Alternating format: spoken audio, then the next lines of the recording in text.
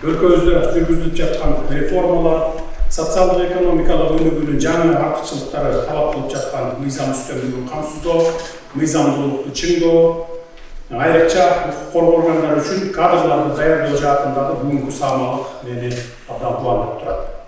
Кыргыз Республикасынын башкы прокуратурасынын юридикалык академиясынын расмий ачылышы мамлекетибиздин билим берүү жаатындагы маанилүү тарыхый иш-чаралардын бири десек болот.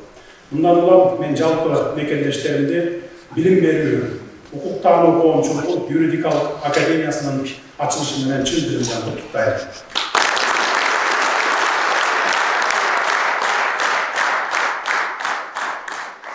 Өзүңүздөр билип түйүп тургандай, бүгүнкү замандын шартында прокуратура, юстиция, укук коргоо жана сот органдарынын кызматкерлеринин кесиптик билимине жана компетенциясына карата талаптардын күчөгөндүгүнө байланыштуу аталган органдардын ишинин натыйжалуулугун арттыруу эң маанилүү багыттардын бири болуп саналат. Мында кадрларды даярдоо жана квалификациясын жогорулатуу системасын өркүндөтүү маселеси өзгөчө актуалдуу болуп жаткандыгын жакшы билесиздер.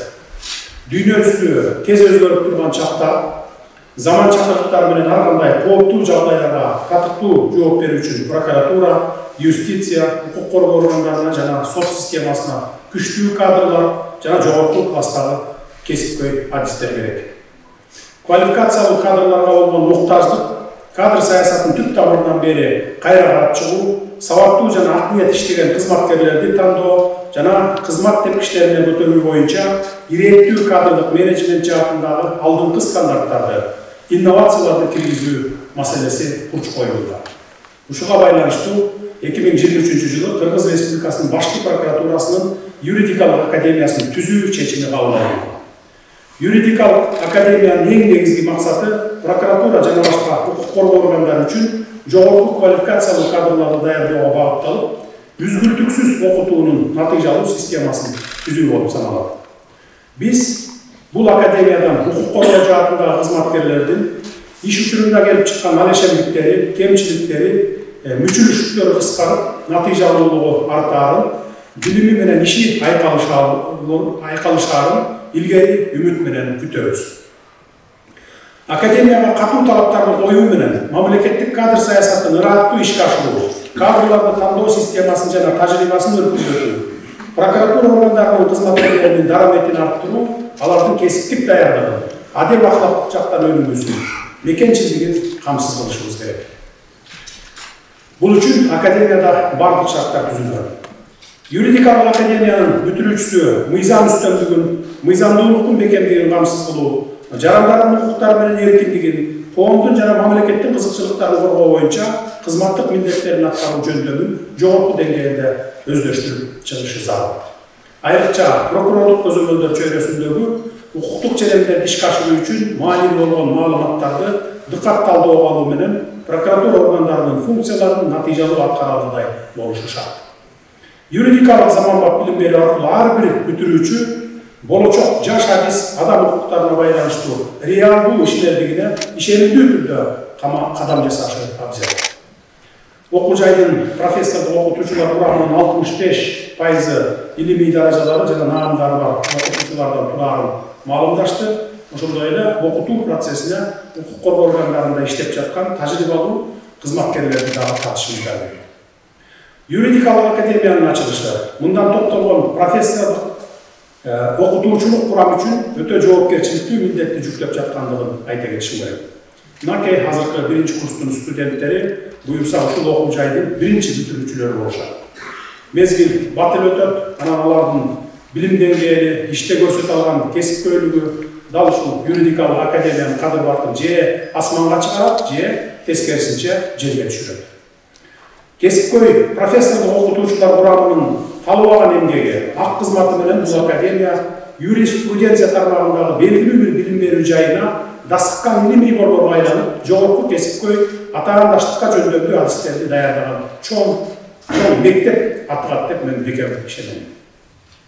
Ал эми урматтуу студенттер, буюрса силерде юридикалык академиянын биринчи бүтүрүүчүлөрү деген даңаз алуу ат күтүп турат. Андыктан азыртадан тарта ар кандай сыноолордон туруктуулук менен чыгып, бул академияга келе турган кийинки студенттерге татыктуу үлгү болушуңуздар керек.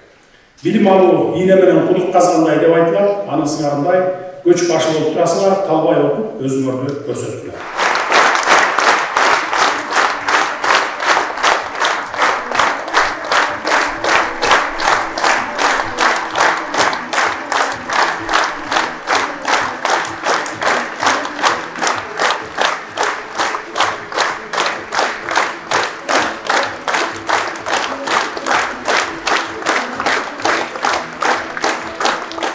Так, наша академия, как уже поняли, да, начали принимать с прошлого года. На сегодняшний день у нас действует два факультета. Это факультет прокуратуры и юридический факультет. На базе факультета прокуратуры готовим именно специалистов в области прокурорской деятельности. И отличие от других юридических направлений, то есть юридических вузов, скажем, да, именно факультет прокуратуры здесь экспериментально. В течение 5 лет мы уже выпускаем именно специалистов в области прокурорской деятельности, прокурорского надзора. И второй факультет, юридический факультет, там мы готовим традиционно, как на сегодняшний день, как по болонской системе, бакалавриат, там 4 года обучения. Там мы готовим адвокатов, адвокатская деятельность, гражданское право, международное право. Кроме них, также есть у нас судебная экспертиза и информационная безопасность. Отбор студентов у нас, сами знаете, да, в соответствии с законодательством Крымской Республики, у нас по результатам ОРТ от 110 баллов имеют право, и в дальнейшем они участвуют, исходя из установленного полученного балла. Мы показываем и учим наших студентов о том, как необходимо работать на местах преступления. Например, самым распространенным вещественным доказательством при совершении абсолютно любого преступления являются отпечатки пальцев человека. Поэтому для того, чтобы их изъять, всегда необходимо иметь определенный набор, который позволит нам в начальном процессе выявить эти следы, как я сейчас вам показываю, то есть сделать их видимыми. Затем при помощи, опять же, специальных средств их изъять. Это специальные дактилоскопические пленки, которые позволяют это сделать вот таким вот образом. Вот. Приобщить к материалам дела и впоследствии отправить на экспертизу.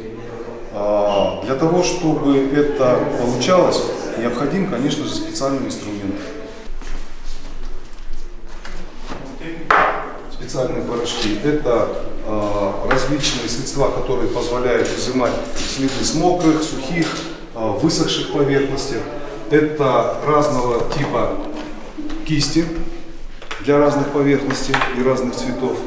Это специальные наборы, которые позволяют также нам изымать эти следы, фиксировать, отпечатывать. Вот.